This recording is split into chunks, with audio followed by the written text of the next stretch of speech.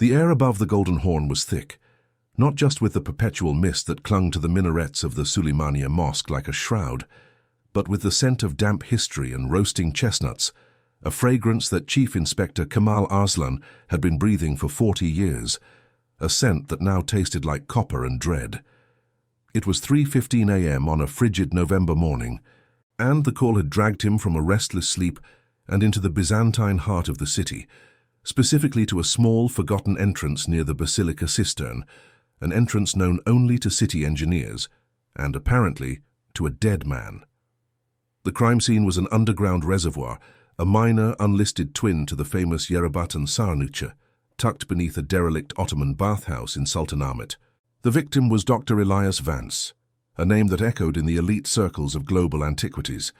A historian, a collector, a man rumored to possess things that officially did not exist, and now a body floating serenely in 4 feet of ancient, chilled water, illuminated by the harsh, mobile glare of the forensics team's portable lamps.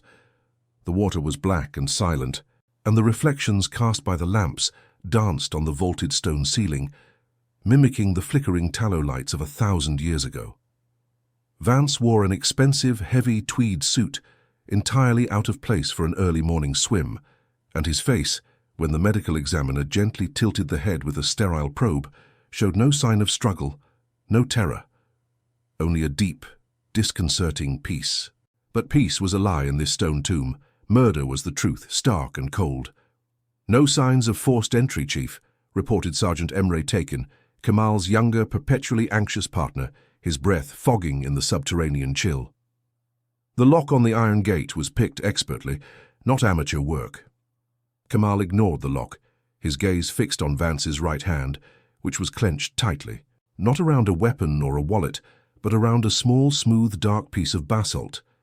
Emre, anticipating the command, carefully uncurled the fingers, revealing the object.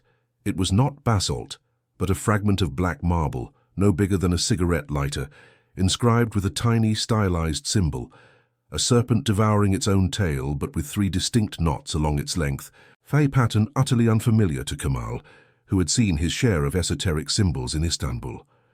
"He held this," Kemal murmured, the sound swallowed instantly by the vast, echoing space. "He didn't drop it, he chose to hold it." The medical examiner, a gaunt woman named Dr. Kaya, finally spoke, her voice dry and clinical. "Cause of death is blunt force trauma to the base of the skull, applied with focused, severe pressure. No water in the lungs. He was dead before he entered the water, Chief. It was not drowning. The body was placed here, almost staged. Time of death is estimated between midnight and 2 a.m. And, Inspector," she paused, gesturing towards Vance's inner left wrist, where the tweed cuff had been slightly pulled back. "Take a look at this." In the harsh light, they saw a faint, perfectly circular mark, roughly the size of a coin, near the pulse point. It was reddish, irritated, but not a wound. It looked like a recent, powerful suction mark, or perhaps the site of an injection. This was the first detail that truly snagged Kemal's attention, pulling him out of the historical gloom and into the reality of a professional, cold-blooded execution. He knew then that this was not a simple robbery gone wrong, nor a passionate crime, but something with roots deep in the dark soil of Istanbul's hidden economy, something that would require more than just standard police work. The initial investigation went nowhere, hitting the familiar, frustrating dead ends of a high-profile case. Vance's apartment in Beyoğlu was impeccably clean. His personal affairs, a ledger of discrete offshore accounts and complex transactions, related only to historical acquisitions. The serpent fragment led them immediately to the city's vast archives, but the triple-knotted Ouroboros was absent from any known Byzantine, Ottoman, or even Roman classification. They interviewed Vance's local contacts, a crooked auctioneer in Nişantaşı, a nervous Greek Orthodox priest in Fener, and a government official responsible for monument restoration, whose denials were a little too vehement, his eyes darting like scared fish. All gave them nothing but polished half-truths and alibis that dissolved under minimal scrutiny. The suction mark on Vance's wrist remained medically inexplicable. Dr. Kaya suggested a fast-acting paralytic, but toxicology reports were inconclusive against known compounds. The killer had left no prints, no fibers, and no tool marks other than the professional picking of the lock. It was as if a ghost had carried out the execution, leaving only a cryptic signature in the victim's death grip. Kemal sought expertise outside the precinct, a move he usually loathed, but the triple-knotted serpent demanded it. He drove across the Galata Bridge at sunset, the city's silhouette a jagged masterpiece of light and shadow, the mosques glowing orange against the indigo sky. His destination was the Institute of Byzantine Studies, and the scholar he needed was Professor Leyla Demir, a woman whose mind was as sharp and intricate as the mosaics she studied. Leyla was initially dismissive, viewing the police as heavy-handed Philistines, but the image of the serpent fragment, enlarged and printed on glossy photo paper, immediately arrested her attention. She traced the tiny lines with a fine silver pencil. "This is not Byzantine," she stated, her voice quiet but carrying the authority of deep knowledge. "It's a proto-symbol, a linguistic bridge. I have seen something similar, mentioned only in a single 3rd century AD Syriac text, a Gnostic document describing a hidden order of scribes operating in ancient Chalcedon before the city was called Constantinople.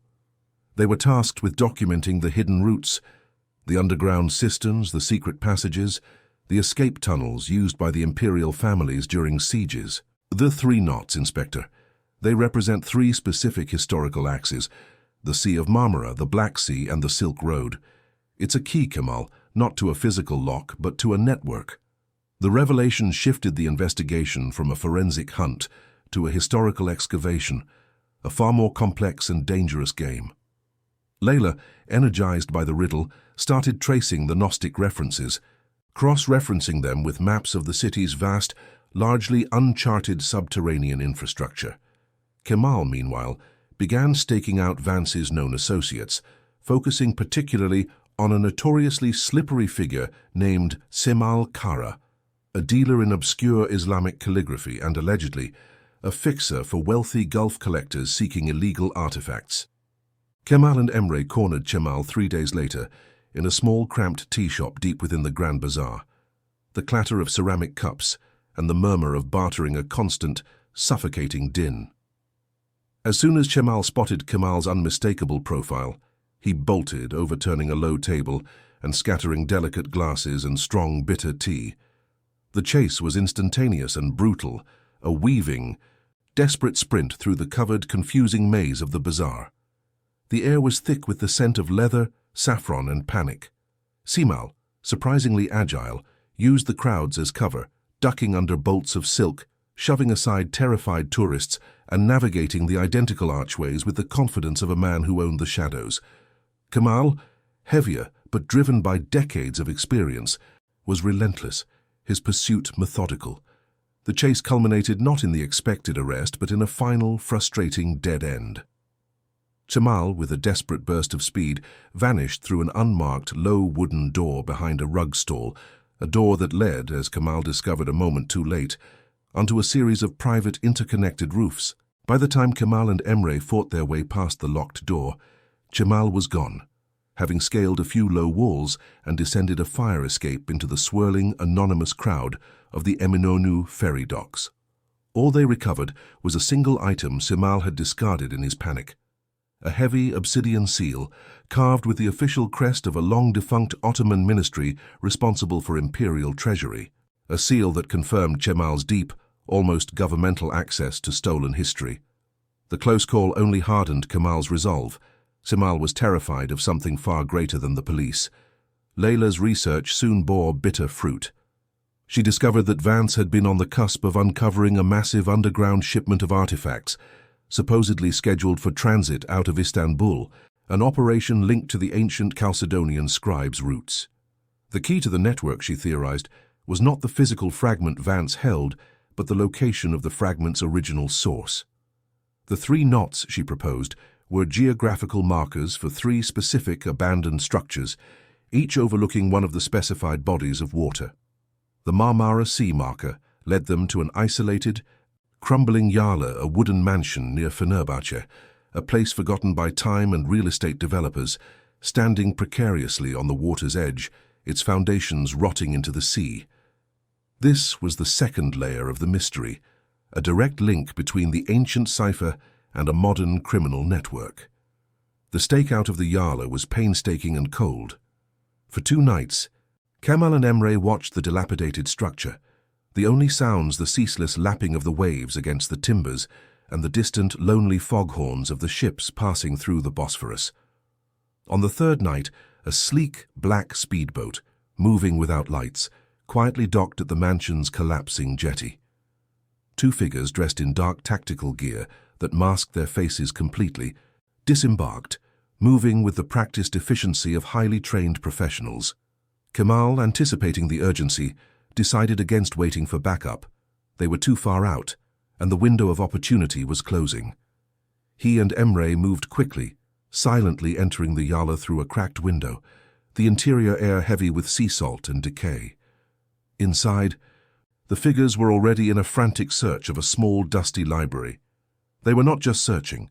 They were tearing apart the bookshelves, ripping out floorboards, clearly looking for something specific, something small and easily hidden. As one of the masked figures wrenched a hidden panel from the wall, revealing a small metal safety box, Kemal issued his command. "Police, don't move." The response was not surrender, but instantaneous, precise violence. The lights in the library, a single bare bulb, were shot out with silenced pistols, plunging the room into absolute, disorienting darkness. The figures were moving by sound and memory. Emre immediately returned fire, but the bullet struck only wood and plaster. Kemal, so using the faint moonlight filtering through the gap in the wall, lunged for the figure at the safe, managing to tackle them just as they were grabbing a small, leather-bound scroll from the metal box. The ensuing struggle was a chaotic flurry of close-quarters combat. The masked figure was incredibly strong and quick, employing a martial art Kemal had never encountered, a combination of grappling and precise bone-jarring strikes. The air filled with the smell of ozone and wet wood. Kemal managed to rip the mask off the assailant, only to find a second identical mask beneath it, a cruel, mocking gesture that infuriated him.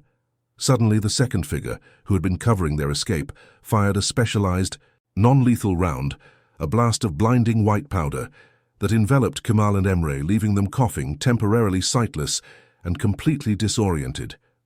When their vision cleared seconds later, the safe was empty, the assailants were gone, and the distinctive sound of the speedboat engine was already fading into the vast, indifferent noise of the Bosphorus. The near miss was a catastrophic failure. Not only had they lost the evidence, the key presumably to the entire artifact network, but they had been outmaneuvered by operatives who moved with military precision and had anticipated the police intervention perfectly. The loss of the scroll brought the investigation to a political standstill. The government official Kemal had interviewed, the one with the shifty eyes, suddenly became inaccessible, protected by layers of bureaucratic red tape. The police commissioner, under immense unspoken pressure from above, ordered Kemal to scale back the operation, citing resource allocation.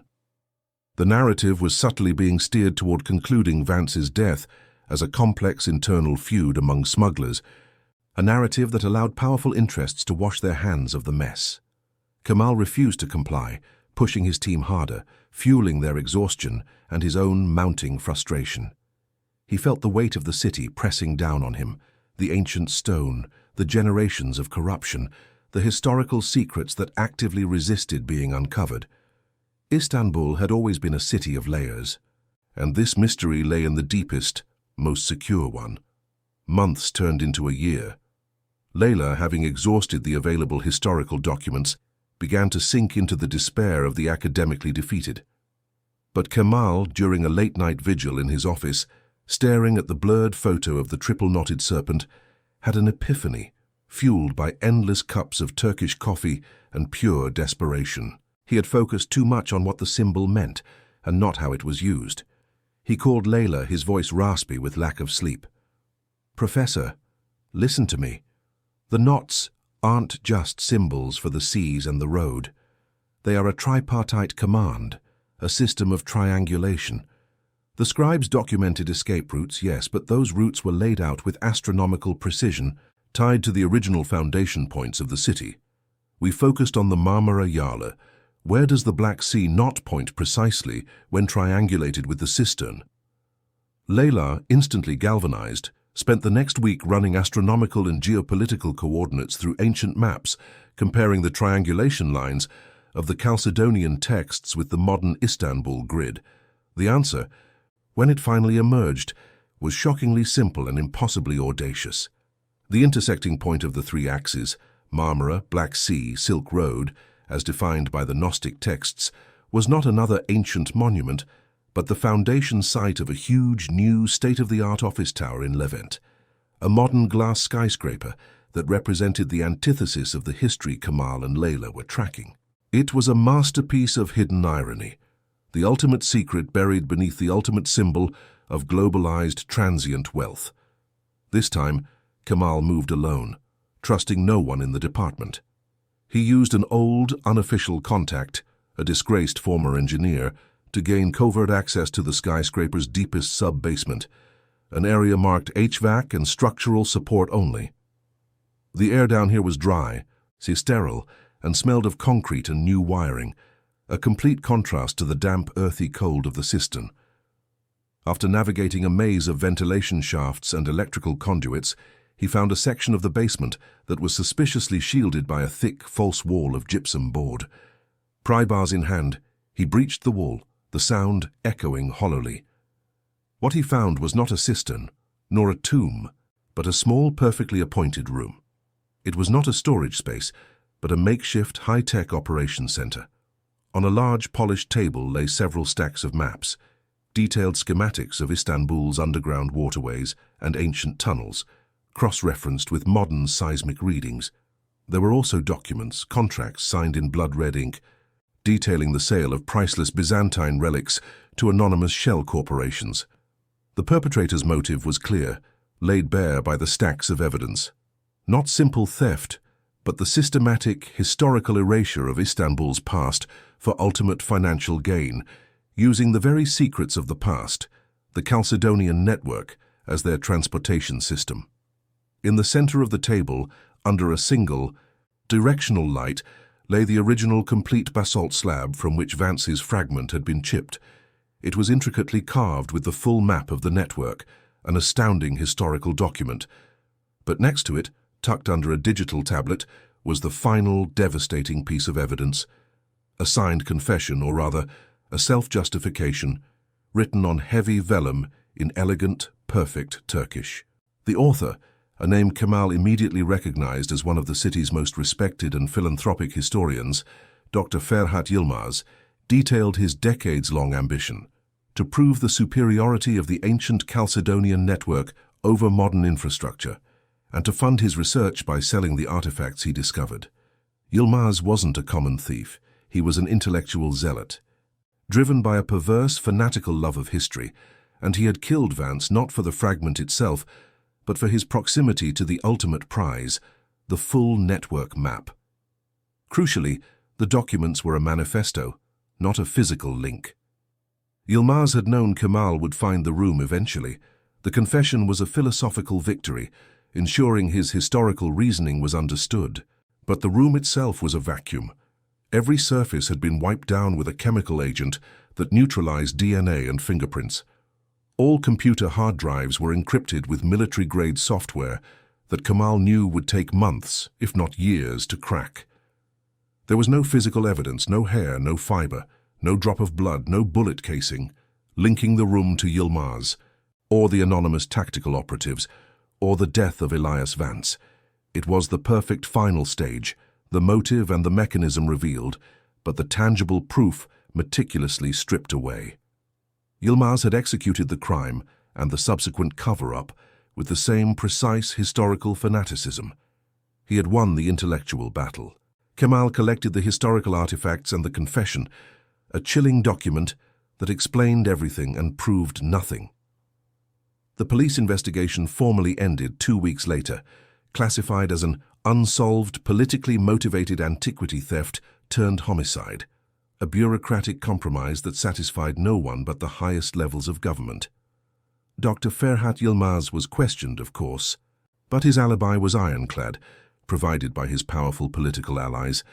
and the only evidence against him was his own unsigned, self-incriminating manifesto, which his lawyers dismissed as a fantastical work of fiction. The case was officially shelved, another secret buried in the stone and concrete of Istanbul, a perfect crime where the truth was known only to the investigators, and the guilty walked free, protected by a flawless execution and the crushing weight of the city's indifference. Kemal never stopped looking over his shoulder, forever haunted by the shadow of the triple-knotted serpent, a symbol of a historical network that was still operating, still moving its secrets beneath the unsuspecting streets of the ancient capital. He sometimes saw Layla, and their shared look contained the bitter knowledge that some mysteries are not meant to be solved by the law, but simply accepted as part of Istanbul's impenetrable soul. If you love this story and want to hear more like it, please hit that subscribe button. It truly means the world to us and helps us grow. And hey, while you're at it, let's aim for 50 likes on this video. Help us smash that goal.